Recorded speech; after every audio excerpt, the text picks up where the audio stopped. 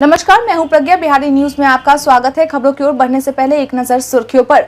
रणबांकुरा बाबू वीर कुंवर सिंह की पुण्यतिथि आज। राज्य में अवैध कमाई पर नकेल कसने की हुई शुरुआत।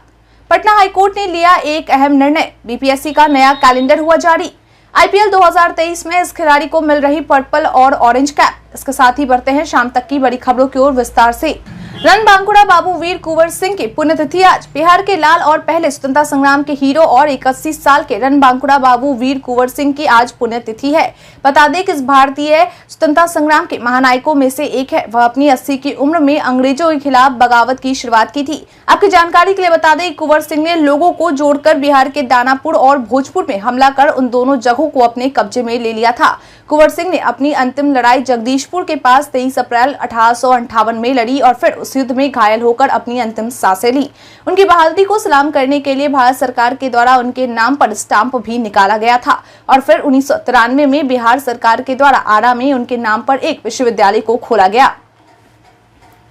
बीपीएससी ने जारी किया एडमिट कार्ड। बिहार लोक सेवा आयोग के द्वारा सहायक भर्ती प्रारंभिक प्रतियोगिता परीक्षा में शामिल होने के लिए अपने वेबसाइट पर एडमिट कार्ड जारी कर दिया गया है। इसलिए इस परीक्षा में शामिल होने वाले अभ्यर्थी आयोग की आधिकारिक वेबसाइट www.bpsc.bih.nic.in पर जाकर अपना एडमिट कार्ड डाउनलोड कर सकते हैं। बता दें कि बीपीएससी की ओर से कहा गया है कि आधिकारिक वेबसाइट पर उपलब्ध घोषणा पत्र को अभ्यर्थियों के द्वारा पूरी तरह से भरा जाएगा और फिर निर्दिष्ट स्थान पर किसी राजपत्रित पदाधिकारी से प्रमाणित रंगीन फोटो लगाकर अभ्यर्थी अपना हस्ताक्षर हिंदी एवं अंग्रेजी में करेंगे और साथ ही उसकी एक प्रति राजपत्रित पदाधिकारी से अभिप्रमाणित होना चाहिए, जिसे केंद्र अधीक्षक को जमा करना होगा। पटना हाईकोर्ट ने लिया एक अहम निर्णय। पटना हाईकोर्ट के फुल कोर्ट के द्वारा एक अहम निर्णय लिया गया है। बता दें कि लिए गए इस निर्णय के तहत राज्य के निचली अदालतों में कोर्ट की शुरुआत प्रातःकालीन हो या 10:30 बजे हो। इसका निर्णय संबंधित जिला जज और वहां के अधिवक्ता संघ के आपसी विचार विमर्श करके लिया जा सकता है। कोर्ट मॉर्निंग करने की स्थिति में सुबह 7 से 12 बजे तक या 7:30 से 1 बजे तक चलाने का निर्देश दिया गया है। इसके साथ ही कोर्ट के द्वारा यह स्पष्ट कर दिया गया है कि किसी भी हालत में अदालतों की काम करने की अवधि 5 घंटे से कम नहीं होनी चाहिए। दरअसल पूर्व में निचली अदालतों में गर्मी के समय प्रातःकालीन कोर्ट होता था, लेकिन कुछ अधिवक्ता संघ की मांग पर इस व्यवस्था को समाप्त कर दिया गया था, जिसके बाद सभी निचली अदालतों को भी 10:30 बजे सुबह से कोर्ट की कार्यवाही करने का आदेश दिया गया था। लेकिन कुछ अधिवक्ता संघ के द्वारा इस व्यवस्था का विरोध किया गया, जिसके बाद हाईकोर्ट के द्वारा यह निर्णय लिया गया है। राज्य में अवैध कमाई पर नकेल कसने की हुई शुरुआत। सीबीआईसी के डायरेक्टर जनरल ऑफ ऑडिट के द्वारा राज्य में रियल एस्टेट सेक्टर के माध्यम से बड़े पैमाने पर होने वाली मनी लॉन्ड्रिंग और आतंकी वित्त पोषण की रोकथाम को लेकर बिहार रेरा को एक विस्तृत गाइडलाइन जारी किया गया है। बता दें कि इस गाइडलाइन के तहत एजेंसी के द्वारा उन सभी property dealer, middle man, broker को आदेश दिया गया है जिनका टर्नओवर सालाना 20 लाख रुपए या उससे अधिक है। बता दें कि ऐसे प्रॉपर्टी डीलर, मिडिल मैन या ब्रोकर को कहा गया है कि वे अपने माध्यम से होने वाले सभी लेन देन का रिकॉर्ड रखेंगे और फिर संदिग्ध ट्रांजैक्शन होने पर निर्धारित समय में प्राधिकार को सूचित भी करेंगे। आपकी जानकारी के लिए बता दें कि सार्वजनिक नोटिस से जुड़ी जानकारी बिहार रेरा के द्वारा राज्यों के सभी रजिस्टर्ड ब्रोकरों को दे दी गई है। नहीं रहे वरिष्ठ पत्रकार सुनील सौरभ। गया, पटना सहित बिहार के अन्य जगहों पर अपने बेबाक, निष्पक्ष और कुशल लेखनी से पत्रकारिता जगत में अपना परचम लहराने वाले वरिष्ठ पत्रकार सुनील सौरभ का बीते दिन बिहार की राजधानी पटना में स्थित पारस अस्पताल में निधन हो गया। बता दें कि वह विगत 1 माह से बीमार चल रहे थे। वहीं उनके निधन होने से पूरे पत्रकारिता जगत में शोक की लहर है। आपकी जानकारी के लिए बता दें कि उन्होंने अब तक हिंदुस्तान, राष्ट्रीय सहारा, चौथी दुनिया सहित अन्य समाचार पत्र पत्रिकाओं में अपनी सेवाएं दी हैं। वहीं उनके निधन पर बिहार श्रमजीवी पत्रकार यूनियन की गया इकाई के द्वारा शोक व्यक्त किया गया है। 25 अप्रैल को नीतीश और ममता बनर्जी की होगी मुलाकात। 2024 में होने वाले लोकसभा चुनाव को लेकर बिहार के मुख्यमंत्री नीतीश कुमार के द्वारा देश के सभी विपक्षी पार्टियों को बीजेपी के खिलाफ एक साथ जोड़ने की जी तोड़ कोशिशें की जा रही है। बता दें कि इसी कोशिश के तहत 25 अप्रैल को सीएम नीतीश कुमार पश्चिम बंगाल जाने वाले हैं, जहां वह पश्चिम बंगाल की मुख्यमंत्री ममता बनर्जी से मुलाकात करेंगे। बता दें कि इस मुलाकात के दौरान सीएम नीतीश और सीएम ममता बनर्जी के बीच विपक्षी एकता की रणनीति पर विचार विमर्श की जाएगी। लेकिन इस मुलाकात को लेकर सबसे बड़ा सवाल यह उठता है कि क्या ममता बनर्जी विपक्षी एकता में शामिल होंगी या उसे होने देंगी। बता दें कि इससे पहले सीएम नीतीश ने विपक्षी एकता को लेकर दिल्ली का दौरा किया था, जहां उन्होंने मल्लिकार्जुन खड़गे, राहुल गांधी, अरविंद केजरीवाल समेत कई विपक्षी पार्टियों के नेताओं से भेंट की थी। अच्छा, अतीक अहमद के कसीदे पढ़ने वाले रईस आजम को पुलिस ने थमाया नोटिस। बीते शुक्रवार को राजधानी पटना में पटना जंक्शन स्थित जामा मस्जिद के पास माफिया अतीक अहमद के समर्थन में नारेबाजी करने वाले रईस आजम की मुश्किलें बढ़ गई हैं। बता दें कि रईस आजम को पुलिस के द्वारा सीआरपीसी की धारा 107 के तहत नोटिस भेजी गई है। इसके साथ ही आरोपित के प्रतिबंधित व संवेदनशील क्षेत्र में जाने पर रोक लगा दी गई है। आपकी जानकारी के लिए बता दें कि आरोपी रईस आजम के द्वारा अतीक अमर रहे, मोदी योगी मुर्दाबाद के नारे लगाए गए थे। वहीं इस आरोपी की पटना जंक्शन के पास एक बैग की दुकान है। बीपीएससी का नया कैलेंडर हुआ जारी। अगर आप भी बीपीएससी के माध्यम से कोई सरकारी नौकरी पाना चाहते हैं तो यह खबर आपके लिए है। बता दें कि बीपीएससी की ओर से सरकारी परीक्षाओं का नया वार्षिक कैलेंडर जारी कर दिया गया है, जिसे आप बीपीएससी की ऑफिशियल वेबसाइट bpsc.bis.nic.in पर जाकर देख सकते हैं। बता दें कि जारी किए गए इस कैलेंडर में बिहार में होने वाली तमाम बड़ी परीक्षाओं का विवरण दिया गया है। उम्मीदवार चाहे तो कैलेंडर का पीडीएफ डाउनलोड या सेव भी करके रख सकते हैं।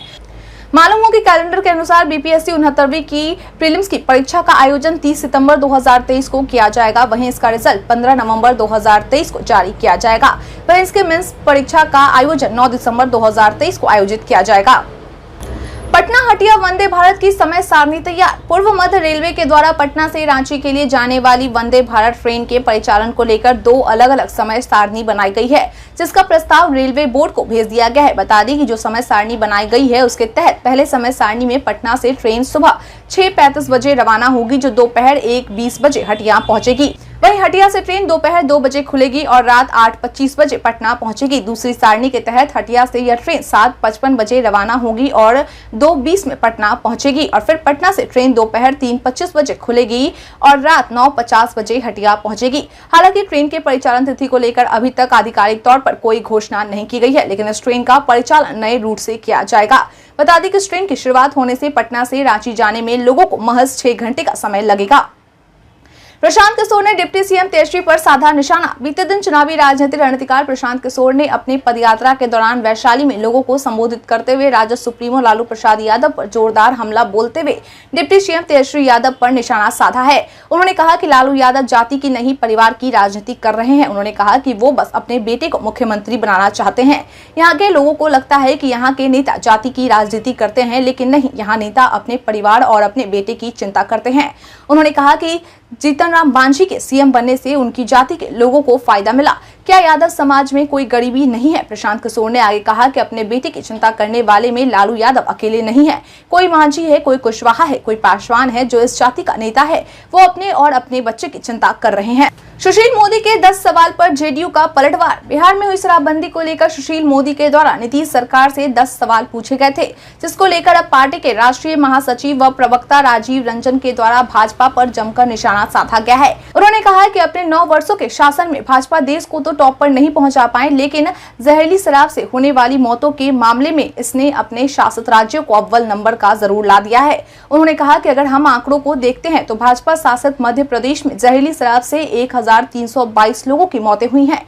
वहीं कर्नाटक में 1013 लोग, उत्तर प्रदेश में 260 से अधिक, जबकि गुजरात के भावनगर में पिछले वर्ष 50 से अधिक लोगों की जानें गई हैं। इसलिए भाजपा को बताना चाहिए कि शराब पर प्रतिबंध न होने के बावजूद उनके राज्यों में ऐसी मौतें क्यों होती हैं, उनके राज्यों में ऐसे मामलों में मुआवजा क्यों नहीं दिया जाता।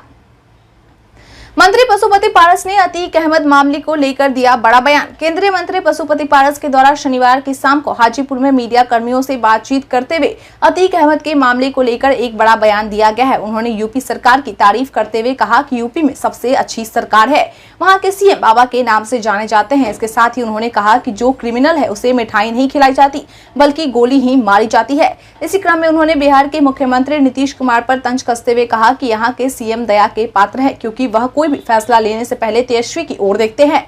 उन्होंने कहा कि सीएम नीतीश तेजस्वी की वजह से कोई फैसला नहीं ले पाते। वहीं नमाज के बाद अतीक अहमद को लेकर जो नारे लगाए गए हैं वह आपसी मतभेद पैदा करने की साजिश है। इस नारे के सहारे दंगा फैलाने और देश को बांटने की कोशिशें की जा रही है। यह देश के लिए बेहद दुर्भाग्य है। इस पर कानून बनाना चाहिए। मायावती ने दिया सीएम नीतीश को बड़ा झटका। एक तरफ जहां बिहार के मुख्यमंत्री नीतीश कुमार के द्वारा सभी विपक्षी पार्टियों को एक करने की जीतोड़ कोशिशें की जा रही है, तो वहीं दूसरी ओर बहुजन समाज पार्टी सुप्रीमो मायावती के द्वारा सीएम नीतीश को एक बड़ा झटका दिया गया है। उत्तर प्रदेश के पूर्व मुख्यमंत्री ने ट्वीट कर सीएम नीतीश पर हमला करते हुए बोला है कि बिहार की नीतीश सरकार द्वारा आंध्र प्रदेश महबूबनगर के रहने वाले गरीब दलित समाज से आईएएस बनने बेहद ईमानदार जी कृष्णैया के निर्दयता से की गई हत्या मामले में आनंद मोहन को नियम बदलकर रिहा करने की तैयारी देश भर में दलित विरोधी नेगेटिव कारणों से काफी चर्चाओं में है। आनंद मोहन बिहार में कई सरकारों की मजबूरी रहे हैं, लेकिन गोपालगंज के तत्कालीन डीएम श्री कृष्णैया की हत्या मामले को लेकर नीतीश सरकार का यह दलित विरोधी व अपराध समर्थक कार्य से देश भर के दलित समाज में काफी रोष है। चाहे कुछ मजबूरी हो, किंतु बिहार सरकार इस पर जरूर पुनर्विचार करे। आईपीएल 2023 में इस खिलाड़ी को मिल रही पर्पल और ऑरेंज कैप। आईपीएल के 16वें सीजन में बीते दिन खेले गए 2 बड़े मुकाबले के बाद अब इस खिलाड़ी के सर पर ऑरेंज और पर्पल कैप सजने वाली है। आपकी जानकारी के लिए बता दें कि बीते दिन गुजरात टाइटंस और लखनऊ सुपर जायंट्स के अलावा पंजाब किंग्स और मुंबई इंडियंस के बीच मैच खेला गया था। वहीं अब इन दोनों मैचों के बाद ऑरेंज कैप फाफ डुप्लेसी के सर पर सजने वाली है। दरअसल फाफ ने इस सीजन में 6 मैच खेले हैं, जिनमें अब तक उन्होंने 343 रन बनाए हैं। वहीं अब जिस खिलाड़ी को पर्पल कैप मिलने वाला है वह पंजाब किंग्स का तेज गेंदबाज अर्शदीप सिंह है। बता दें कि अर्शदीप सिंह के द्वारा 7 मैचों में अब तक 13 विकेट चटकाया जा चुका है।